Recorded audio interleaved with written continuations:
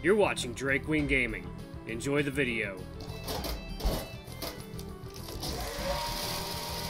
Hey guys and gals, Neri here from Drake Queen Gaming. It's something me out with the gaming drag. Today I'm coming back at you with the Let's Play episode of Changeling Tale, Grace's Path. So yeah, let's go ahead and jump right back into it, shall we? Alarm changer, we're up, and let's go before I pass out. Grace, unlock the door! I speak softly, hoping I can be heard through the thin planks. Grace, are you alright? No reply. Marion looks at me again and makes no effort to lower her voice. You see, she's gone and locked herself in there. Won't talk to anyone. She needs to come out, now. It's not just that I need to use of the room. It's that I'm worried about you, Grace. We're both given the silent treatment, even after the outburst.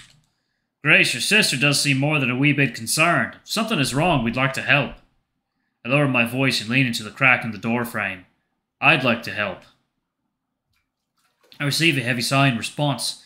There are light splashing sounds and the outline of a dripping body coming closer to the door.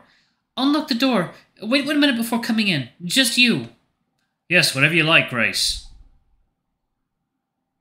I turn to Marion, who looks both impatient and annoyed. I think she'd like to speak with me. For a moment, Marion furrows her brows and looks ready to argue. After a beat, she simply shrugs. Fine. There are chores that need doing, and they aren't going to do themselves. Just let me know what she needs, or I'll continue to worry till I hear differently. I really do need to have a chat with her. It's been quite the morning. My hand is twitching in my pocket. I realize I'm worried as well. I imagine everything from Grace's physical health at risk to her emotional state of mind after yesterday's intimate afternoon. I can't possibly know that all she is going through. The lock unlatches and I count out a full minute. Marion shuffles around by the stove, glancing my way. With my hand nearing the doorknob, it finally hits me that I have no idea what to expect behind that door. I quickly turn the knob before I lose my nerve.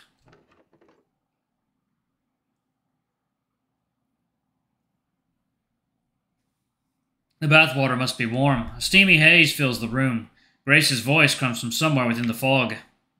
Close the door. Lock it, please. I do as I'm told and turn to face the clawfoot tub. Is she still in there? Steam swirls and curls within the air currents. There's a distinct seaweed scent surrounding us. As the clouds of steam part, I see Grace's wet hair and ruddy cheeks poking out the tub.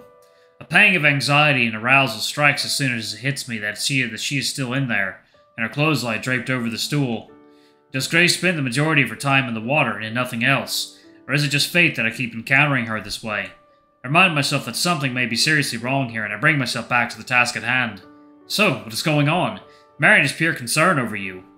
Marion is always concerned. That's not an answer. It's not the answer you want. Correct. Grace ducks her head underwater, then pops back up, water dripping down her face. She's glowing and adorable, and I can't look away. It's not a simple answer, Malcolm. Please, come closer. Closer? Even though I've seen her stark naked, the butterflies in my stomach still multiply tenfold. This woman's complete lack of regard for propriety continues to surprise me. I guess nothing should surprise me about Grace anymore. I do feel obligated and eager to comply, so I pull a footstool closer and take a seat at the edge of the tub. Wonder if I'll even get an answer.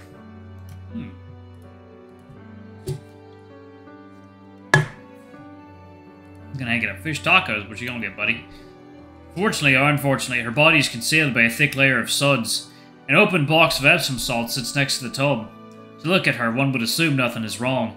Grace is nary a tear in her eye nor a hint of despair across her serene face. She's stellar at hiding both her concerns and emotions. I imagine she'd be the champ at any card game. Grace looks at me and begins speaking slowly. Almost methodically. A ray of sun is breaking through the curtains and lights up her eyes. Something happened yesterday. It certainly did. She stops to smile. And more than just that. Grace turns her gaze from me and fidgets under the water. I start to wonder if she regrets the intimacy we shared. I've never kissed anyone before, Malcolm. It was... I reach out for her shoulder, but she slides it down under the bubbles. It was magical, really. It was everything I'd ever hoped for. I nod in agreement. Oh, how I would love to tell her how much she has consumed my thoughts over the past night. It was truly special, Grace. Her face changes from glee to what looks like remorse. I hope you don't regret anything. Our time together meant a great deal to me. Her forehead wrinkles and her cheeks pinch. She looks away and relaxes her features. I don't regret a thing, Malcolm. I don't. She lifts her arms from the bath and trails her hand along her forearms, exposing the skin under the bubbly foam. I'm not usually that forward, but since I've been around you, something's changed. Something in me. Grace, if something's wrong, something that you don't want to share with your sisters, I would sincerely like to know how I can help. You need someone to talk to listen. That I can do. She ignores me, staring straight ahead through the window. Grace, what's bothering you? Please know that I'm your friend. I care about you, and I don't want you to see you upset. Within my concern is also a thread of impatience, and the thought crosses my mind that Grace is playing some kind of game in which I've not been instructed, or given a rulebook. I also don't want you toying with me or your sisters. It catches her off guard. I get her attention back. Malcolm, I appreciate your spirit today. My, how your demeanor has gone from caring and sweet to demanding. Not demanding, concerned. Grace, please, are you ill? Are you melancholy? Marion went out of her way to bring me here. She even spread white lies to my unsuspecting grandmother. Lies? To Agnes? Oh my, what a scandal. Grace frowns and apologizes. I do hope Agnes isn't hurt. I see that this my behavior may have been blown way out of proportion. I can't say I disagree. Now tell me why. I'm simply confused, not angry. She pulls her hand up out of the water again, drawing figure eights through the bubbles. I reach for one hand, and this time she lets me take it. I gently wipe the foam off of her thin fingers and curl my hand into hers, noticing how small her fingers feel.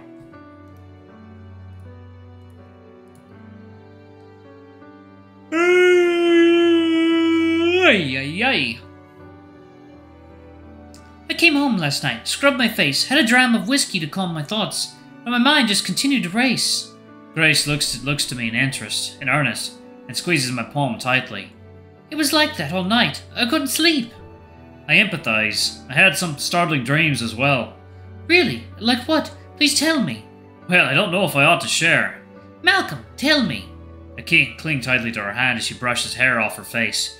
Steam in the room is filling the air again, but I can see the glee in her eyes, waiting for me to regale stories of fantasies and fear.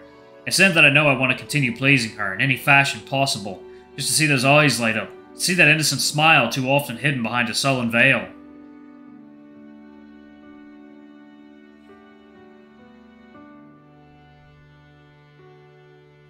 I remember moments and images, talking to you, kissing you, floating in the sea. Creatures big and small swarmed us. Whales, sharks, tiny phosphorescent jellyfish dancing. We were underwater. We were. I remember feeling as though I might drown, but I was still able to breathe somehow. The sharks just circled. We were safe, unharmed. The magic of dreams. I leave out the parts where I dreamed of us touching, kissing. The icy waters being warded away by the feeling of her warm body pressed against my... Phew. Oh, that sounds perfect. Not a nightmare at all, just peaceful, blissful. It was.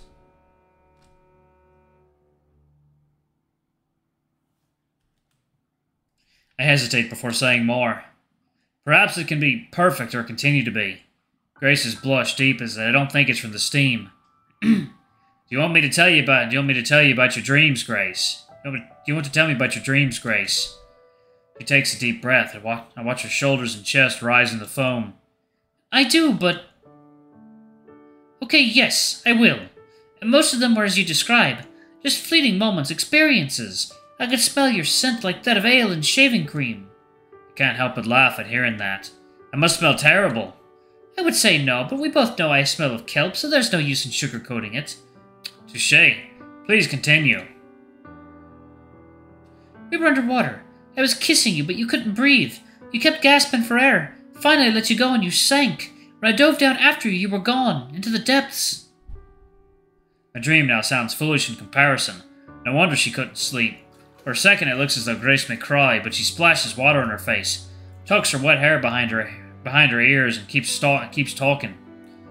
At the same time, every inch of my body felt tight, like it was being twisted, manipulated, wrung out like an old wet rag. Her description sends me back to a different nightmare. Its sensations are still as vivid as the day I dreamt them. The tug of my jaw, the loss of control, my body goes stiff. Grace sinks into the bath, wrapping her arms around her chest, grabbing hold of her shoulders. It felt like I was going to explode, be pulled so taut it would pop like a violin string. I don't know, I'm probably not describing it right. There was a burn inside me, too. One that didn't hurt, just... It felt nice, like hot tea going down your throat on a cold night.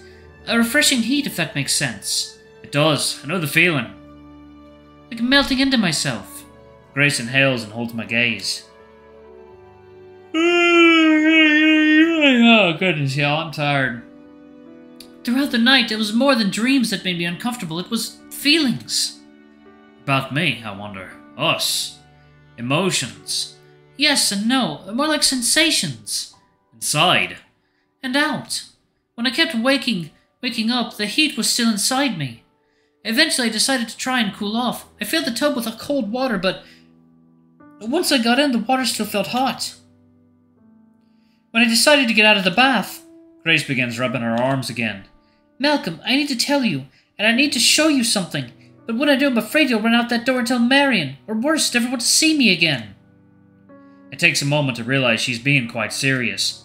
Grace, that's highly unlikely, unless you spin a tale of great debauchery that happened between last night and right now. I can't imagine my feelings towards you changing in the slightest. I trust you, Malcolm. That's why I'm going to tell you, but please be patient. Grace slides her other hand out from under the sudsy water, letting it rest atop the tub rim. She beckons with one fingertip. My arms! Feel them! Look at them! She reaches out a bit further towards the ceiling. Are you alright? Just look! Touch! Please! Scales. I take one arm in my hands, running my thumb along her wet skin, wiping away the soapy film and giving her goosebumps.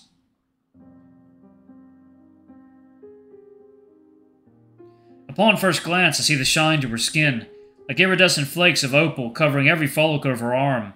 As I trail my fingers up her arm, more of her skin turns color. I've never seen anything like it. No, I have, but only in the sea. Alright, y'all, I'm actually going to pause it right there. Thank y'all so much for watching. Don't forget to like, comment, subscribe, ring that notification bell. I love you all, and I'll see y'all in the next video. Bye-bye!